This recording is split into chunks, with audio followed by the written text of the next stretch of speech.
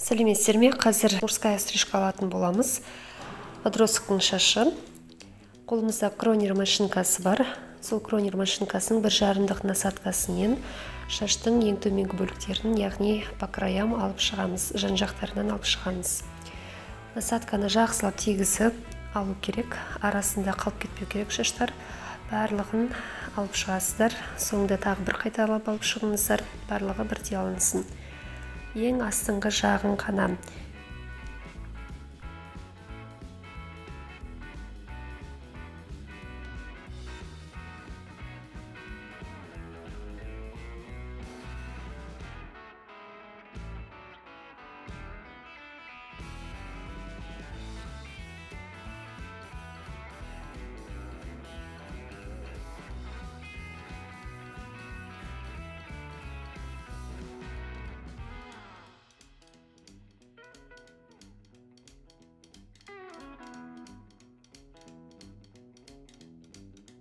тісімен, яғни мына тісін арасын ашып жіберсеңіздер 0,5 болады.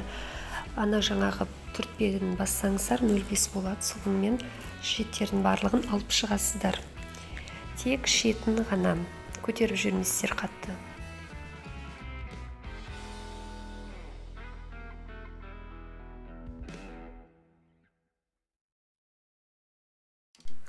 Келесі қадам, шаштың барлығын жақсылап сулап аласыздар да, сосын қайшының көмегімен шашты алып шығамыз.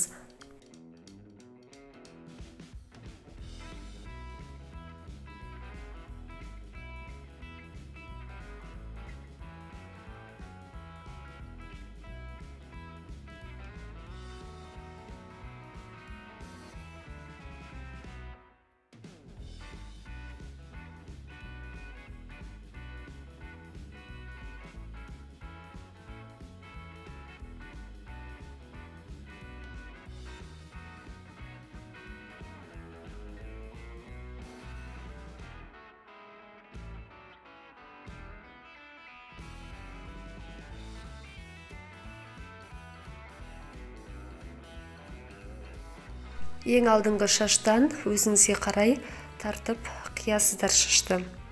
Клиенттен ұзындығын сұрап аласыздар.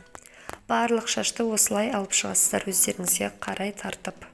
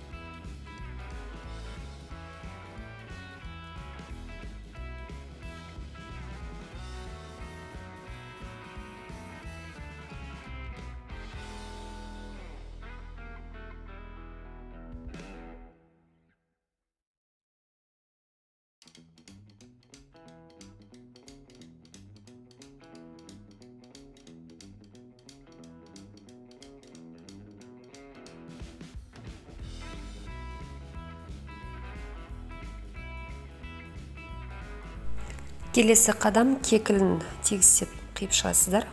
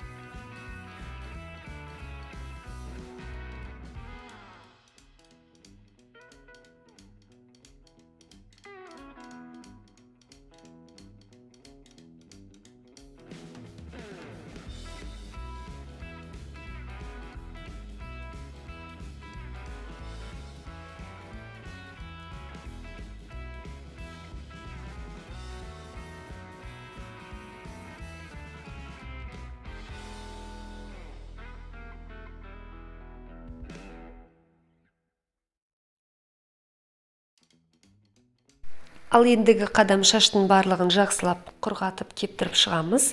Не себептен құрғатамыз? Себебі біз қазір переход шығаруымыз керек. Переход шығаратын кезде шашты сулап алған дұрыс.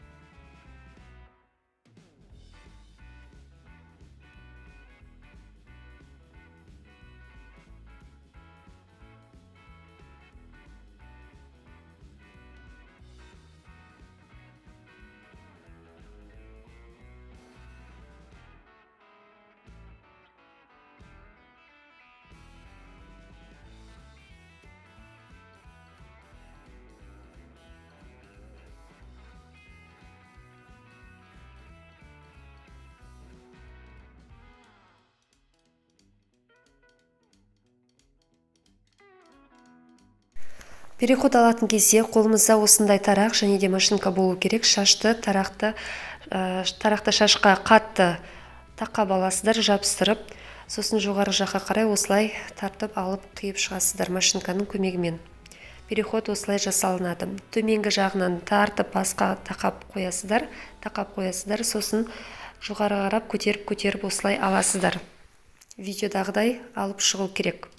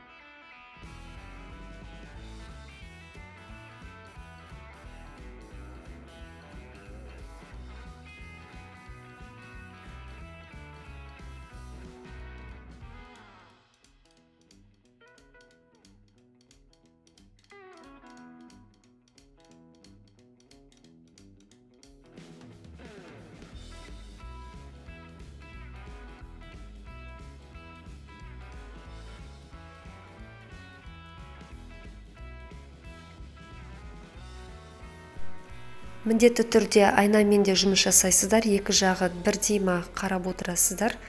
Екі жағы екі түрлі болып қалмасы керек.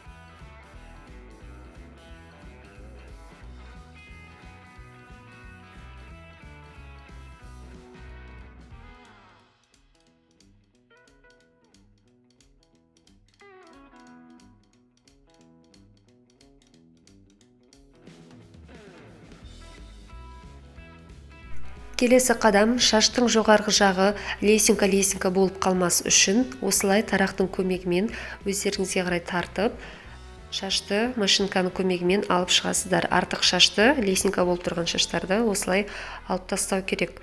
Қорықпаңыздар, тарақпен осылай жұмыс жасап үйреніңіздер.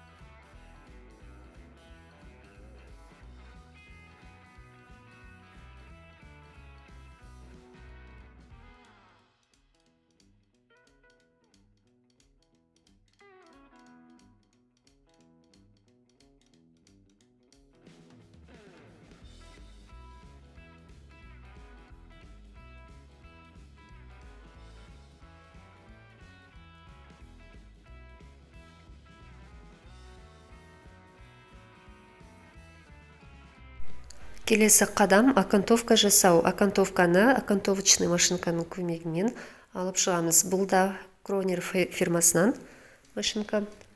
Окантовкасын жақсылап алып, арқасын түзу етіп сызып, виски тоже түзу етіп сызып шығамыз.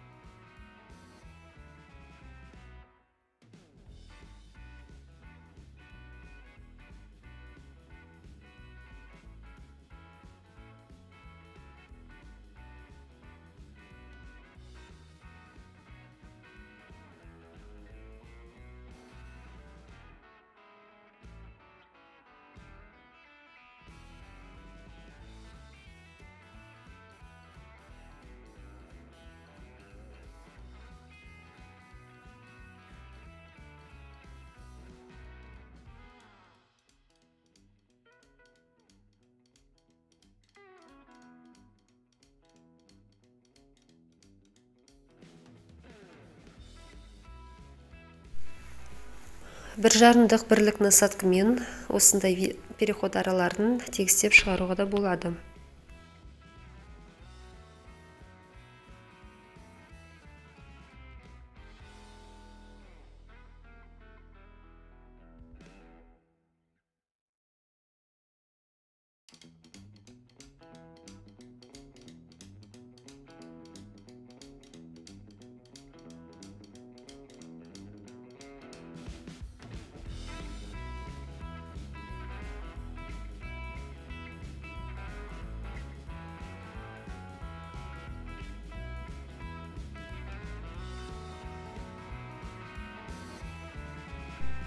Көріп отырғандарыңыздай біз шашты алып болдық. Қалауларыңыз бойынша жан-жақтарына сызып, линия істеуге болады, паутина істеуге болады, оюлар істеуге болады. Біздің клиентіміз ондай нәрселерді қаламады, сол себептен обычная модельная стрижка шықты бізден. Бізді қолдап отырыңыздар, видеомен бөлісе отырыңыздар, үйреніп алыңыздар, сіздер де істеңіздер. Каналымызға жазылып, пікірлеріңізді қалдырып, бізді қолдап отырыңыздар. Келесі видеода өте қызықты тақырып бар, прическа тақырыбы болады. Жіберіп алмаңыздар.